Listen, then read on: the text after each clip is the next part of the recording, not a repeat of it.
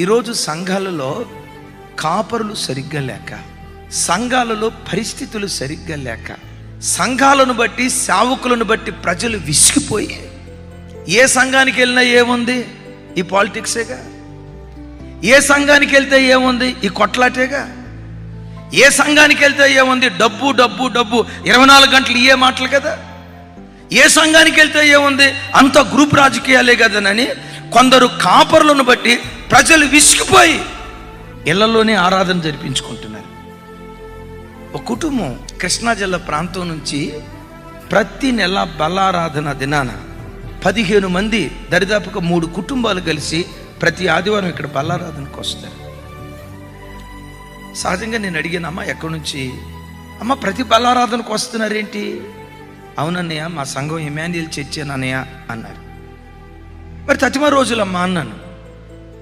యూట్యూబ్లో వాక్యం వింటామన్నయ్య, ఆరాధనలో పాలు పంపులు పొంది అదే ఆరాధనగా ఎంచుకుంటామన్నయ్య అన్నారు. నేను అన్న, తప్పమ్మా, స్థానిక సంఘం మనకు ఉండాలి. యూట్యూబ్లో ఆరాధన ఏ ఒక్కనాటికి సంఘం కాదు. యూట్యూబ్లో కూర్చొని ఆరాధన చేసుకొని మేము సంఘానికి వెళ్ళాం అని అనటం వాక్యానికి భిన్నం. లేదమ్మా, స్థానిక సంఘానికి వెళ్ళండి. ఆ బిడ్డలు ఏం చెప్పారు తెలుసా? స్థానిక సంఘానికి వెళ్తే మాకున్న భక్తి కూడా పాడైపోయేటట్టుందయ్యా. ఏం పాడైపోద్దమ్మా?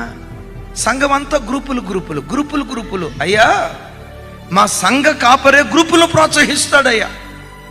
ఎవరో పాస్టర్ గారికి చెప్తారు, ఆ పాస్టర్ గారు స్త్రీల కోటలో మా గురించే వాక్యం చెప్పింది. ఎవరో పాస్టర్ గారికి చెప్తారు, ఇక ఆదివారం వేరే ప్రసంగం ఉండదు, అదే ప్రసంగం మా మీదే మా మీదే మా మీదే మా మీదే. ఒకడు నాకు వ్యతిరేకంగా తిరుగుబాటు మాట మాట్లాడాడట. అలా మాట్లాడిన కోరాహు ఏమయ్యాను? చర్చికి వెళ్తే కోరాహు మిరియాము తప్ప ఇంకో ప్రసంగం దొరకట్లేదయ్యా. అమ్మ వినండి, నా చేతులెత్తి ఒక తండ్రిగా దండం పెట్టి చెప్తున్నా, ప్రజలు సోమవారం నుంచి శనివారం వరకు అలిసిపోయారు. ఉద్యోగంలో అలిసిపోయి, వ్యాపారంలో అలిసిపోయి, కుటుంబంలో రకరకాల సమస్యలతో చితికిపోయి, భార్యాభర్తల మధ్యలో కొన్ని పరిస్థితులను బట్టి సఖ్యత లేక, ఉద్యోగంలో పోరాటం అనుభవించి, మంచి చదువు చదివిన చదువుకు తగిన ఉద్యోగం రకరకాల పరిస్థితుల మధ్యలో ప్రజలు అలిసిపోయి మందిరానికి వస్తున్నారు. ఎందుకో తెలుసా? అలిసిపోయి నా ప్రాణాలను సేదతీర్చే ఒకే ఒక్క స్థలం జీవము గల దేవుని మందిరం. మందిరం ఎప్పటికీ అమ్మా అలిసిపోయిన ప్రాణాలను ఓదార్చేదిగా ఉండాలి. కానీ సంఘం సేవకులు ఏ ఒక్క నాటికి కుట్రలుగా, గ్రూపిజంగా, వర్గాలుగా ఏర్పడి సంఘాలలో అసమాధానం కలగటానికి కారకులుగా ఉండకూడదు.